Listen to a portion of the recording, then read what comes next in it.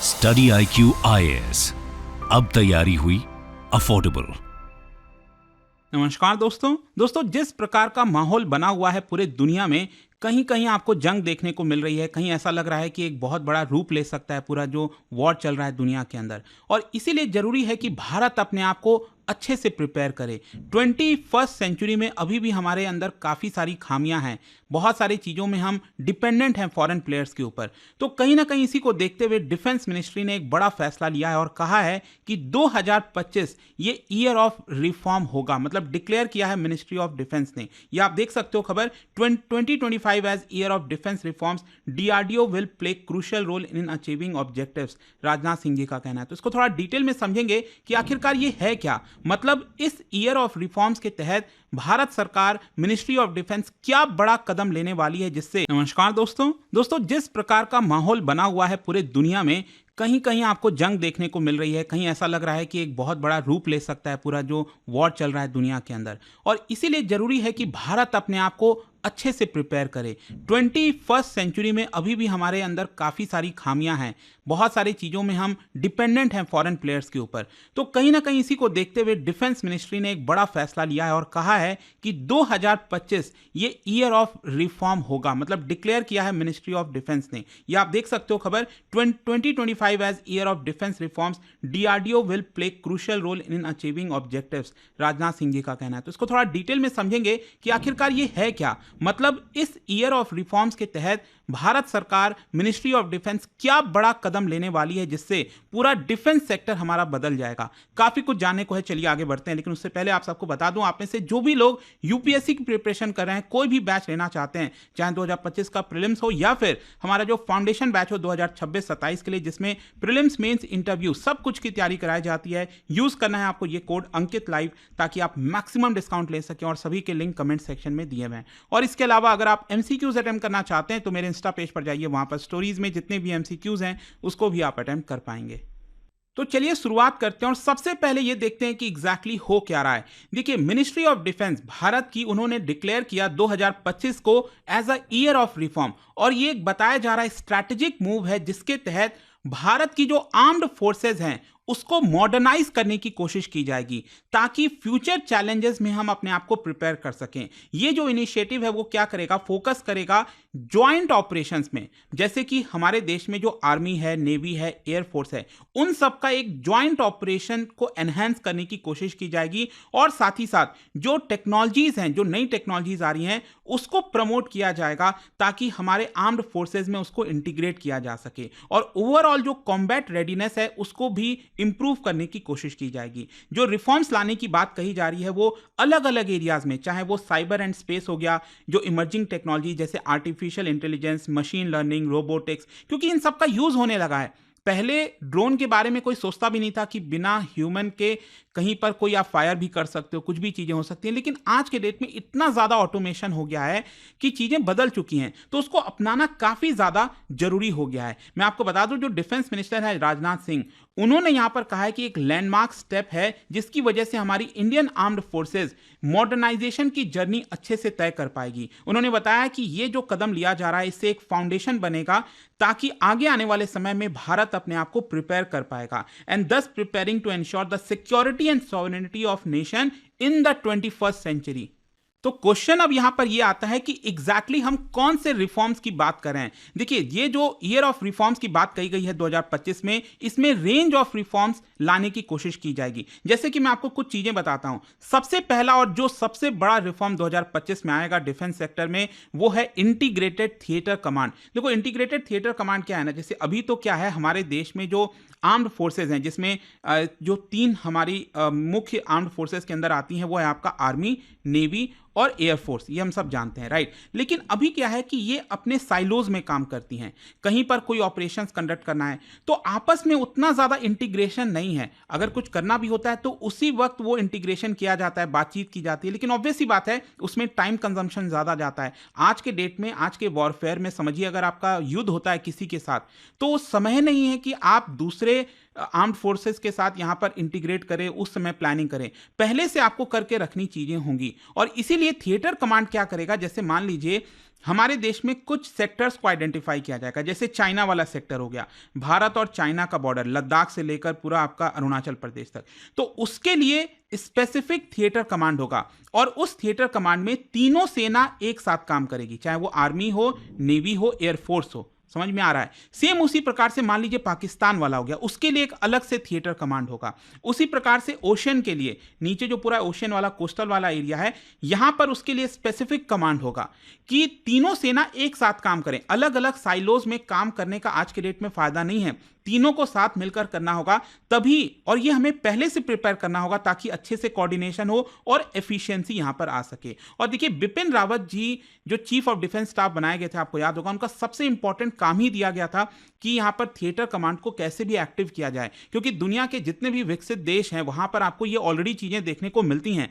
भारत में अभी भी हम इस चीज को अचीव नहीं कर पाए हैं, तो इसलिए काफी जरूरी हो जाता है। एंड मोस्ट प्रॉब्ली 2025 में यह आपका एक्टिव हो जाएगा। फिर नेक्स्ट यहां पर जो रिफॉर्म की बात कही जा रही है वो है इमर्जिंग टेक्नोलॉजीज की। मतलब आज के डेट में आर्टिफिशियल इंटेलिजेंस है, मशीन लर्निंग है, हाइपरसोनिक, रोबोटिक्स, इन सब का इस्तेमाल होने लग गया है वॉर के अंदर। तो कहीं ना कहीं यहां पर सरकार ये चाहती है कि इस तरह के टेक्नोलॉजी को अपनाया जाए। और देखिए अभी तो क्या है ना, टेक्नोलॉजी को हम लेंगे, अपनाएंगे, फिर जो हमारी आर्म्ड फोर्सेज हैं उनको उसको समझने में टाइम लगेगा, उसका यूज कैसे किया जाए, तो ये सारी चीजें हमें पहले से अगेन प्रिपेयर करनी होगी। तो इमर्जिंग टेक्नोलॉजी से भारत दूर नहीं जाएगा, उसको ज्यादा से ज्यादा अपनाएगा। नेक्स्ट यहां पर inter service cooperation. Inter service cooperation again वैसा ही हो गया जैसे हमारी जो सेनाएं हैं उनमें आपस में कॉपरेशन हो। जैसे आप अक्सर सुनते होंगे भारत का यहां पर मिलिट्री एक्सरसाइज हो रहा है किसी दूसरे देश के साथ, सेम उसी प्रकार से हमारे देश में आर्मी का नेवी के साथ, नेवी का एयरफोर्स के साथ ये एक प्रकार का ऑपरेशनल ट्रेनिंग की जाएगी, ताकि समय जब आए, जब वॉर का समय आए, तो आपस में अच्छे तरीके से वो इंटीग्रेट हो सकें। तो ये एक बहुत इंपॉर्टेंट चीज होने वाली है। नेक्स्ट यहां पर बोला जा रहा है कि जो एक्विजिशन का प्रोसीजर है हमारे देश में वो अभी भी बहुत ज्यादा डिले है। आप सोचिए यहां पर जो हमने राफेल फाइटर जेट्स को एक्वायर किया था फ्रांस से, उसके पहले कितने वर्ष लग गए थे। मतलब अटल बिहारी वाजपेयी जी के समय से उसकी बात हो रही थी, करते करते जब प्राइम मिनिस्टर नरेंद्र मोदी जी बने और उसके बाद यहाँ पर राफेल का जो डील है वो फाइनलाइज किया गया। और उसमें भी आपको पता ही है कितना ज़्यादा कंट्रोवर्सी हो गया था कि कांग्रेस पार्टी का कहना था ज़्यादा में खरीदा गया। मतलब ऑब्वियस सी बात है, अगर आप 15-15, 20-20 साल लगा दोगे तो हम तो बहुत पीछे रह जाएंगे ना। तो इंपॉर्टेंट हो जाता है कि जो एक्विजिशन का प्रोसेस है उसको स्ट्रीमलाइन किया जाए, और टाइम सेंसिटिव, ये बहुत इंपॉर्टेंट है। आप 20 साल पहले जो कॉस्ट पर आप बातचीत कर रहे हो, क्या 20 साल के बाद आपको वही कॉस्ट पर मिलने वाली है फाइटर जेट? नहीं मिलेगी, कोई भी चीज हो। तो that is again very important कि जो भी नीड है हमारी आर्म्ड फोर्सेस को, उसको टाइम फ्रेम के अंदर अंदर वो प्रोवाइड किया जा सके। तो ये होने वाला है कि जो एक्विजिशन का प्रोसीजर है वो और ज्यादा सिंप्लीफाई किया जाएगा। नेक्स्ट अगेन जो एक और इंपॉर्टेंट चीज होती है, आप देखोगे पब्लिक प्राइवेट पार्टनरशिप। देखिए ये काफी इंपॉर्टेंट हो जाता है। कहीं पर भी किसी भी देश में अगर आप देखिए, जो भी देश विकसित देश है वहां पर सिर्फ पब्लिक सेक्टर का रोल नहीं होता। यहां पर आर्म्ड अगर आप प्रोडक्शन करना चाहते हो, बड़े बड़े प्रोडक्शन फैसिलिटीज बनाना चाहते हैं, तो यहां पर प्राइवेट का रोल इंपॉर्टेंट हो जाता है। तो यहां पर ईज ऑफ डूइंग बिजनेस पर फोकस किया जाएगा, टेक्नोलॉजी ट्रांसफर पर फोकस किया जाएगा। मतलब मान लो डीआरडीओ और जितने भी पब्लिक सेक्टर के कंपनीज हैं वो अपना टेक्नोलॉजी प्राइवेट सेक्टर को जो नॉलेज है वो देने की कोशिश करेंगे, ताकि हमारे देश में ज्यादा से ज्यादा इंडस्ट्री आए। और जहां तक डीआरडीओ का सवाल है और बाकी के जो हमारे डिफेंस सेक्टर के अंदर पीएसयूज हैं, उनको सरकार और बढ़ावा देगी। फिर नेक्स्ट यहां पर जो एक और बहुत इंपॉर्टेंट रिफॉर्म सरकार अपनाएगी वो है डिफेंस एक्सपोर्ट के ऊपर।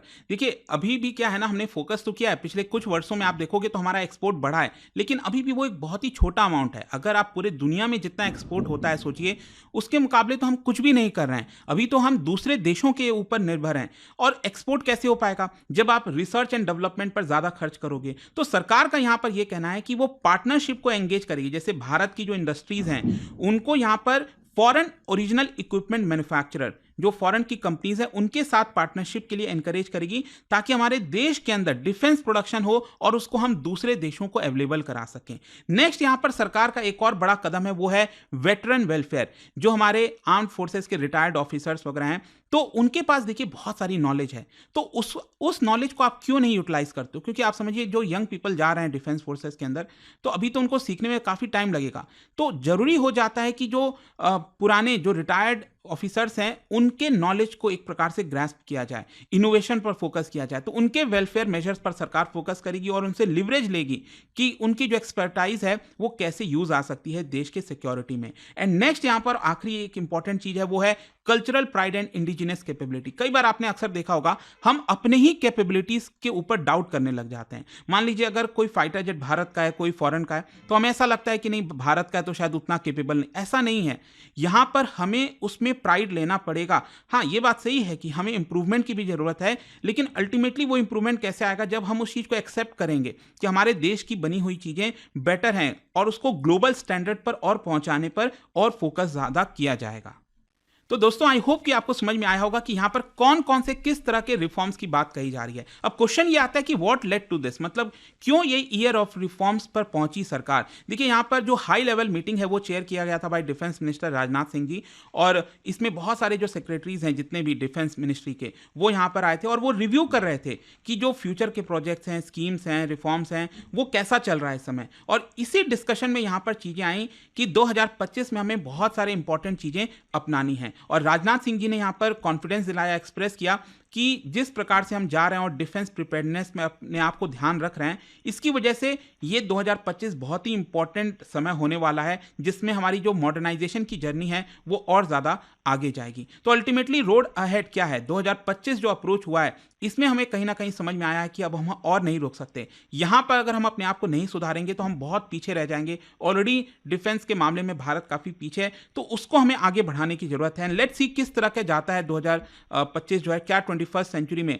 एक बड़ा प्लेयर उभर कर आता है कि नहीं सामने भारत।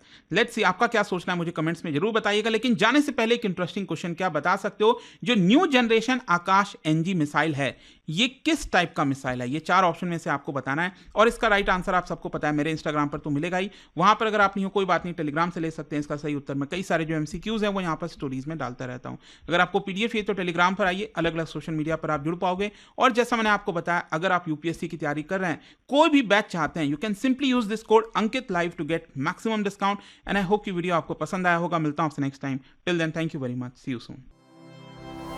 स्टडी IQ IAS, अब तैयारी हुई अफोर्डेबल।